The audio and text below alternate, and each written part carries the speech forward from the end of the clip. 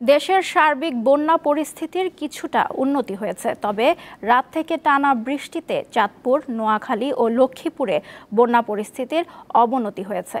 কুমিল্লায় গোমতী নদীর পানি কমায় বন্যা কবলিত বুড়িচং এলাকা থেকে পানি নামতে শুরু করেছে। তবে গোমতীর ভাঙনে বুড়িচং, ব্রাহ্মণপাড়া, দেবিদ্বার এলাকায় নতুন নতুন এলাকা প্লাবিত হচ্ছে। ব্রাহ্মণবাড়িয়ায় নেমে গেছে বন্যার পানি, তবে পানি নামার পর স্পষ্ট হয়ে উঠেছে ক্ষয়ক্ষতির চিহ্ন।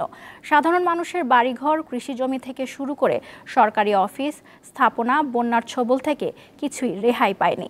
লক্ষ্মীপুরের রহমত আলী খাল, ভুলুয়া খাল, ওয়াবদা খাল দিয়ে পানি ঢুকছে, এতে নতুন নতুন এলাকা প্লাবিত হচ্ছে। নোয়াখালীতে রাতভর টানা বৃষ্টি হওয়ায় বাড়ছে পানি। অতিবৃষ্টির পানিতে চাঁদপুরের হাইমচর উপজেলার 90 হেক্টর পানের বরজ এখন পানিতে নিমজ্জিত।